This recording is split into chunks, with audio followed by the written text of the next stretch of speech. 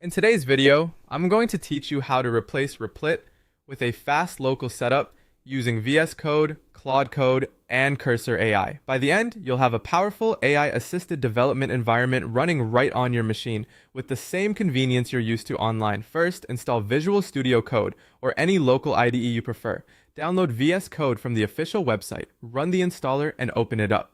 Think of this as your new coding home, taking the place of Replit's web editor while giving you more control, better performance, and richer extensions.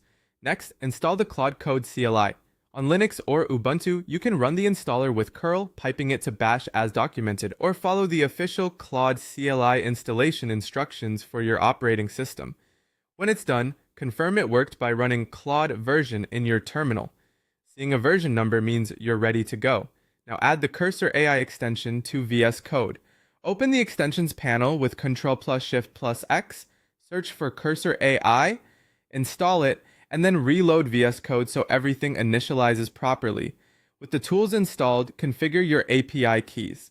For Claude Code, head to the Anthropic console, generate an API key, and keep it secure. For Cursor AI, sign in to your Cursor account and retrieve your key. In VS Code settings, paste the cursor key where the extension expects it. Never share these keys publicly or commit them to your repositories. Create and open a local project folder. In your terminal, make a directory called My AI Project.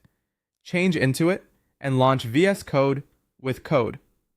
This gives you a clean workspace similar to a Replit project but fully local. Start a Claude Code session from the VS Code terminal by typing Claude, or open it via the sidebar if you installed the extension.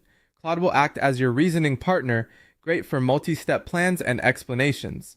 Open the Cursor AI panel in VS Code to unlock autocomplete, component generation, quick refactors, and test scaffolding. Use Cursor for fast code edits and production-ready snippets while leaning on Claude for deeper architecture and workflow guidance.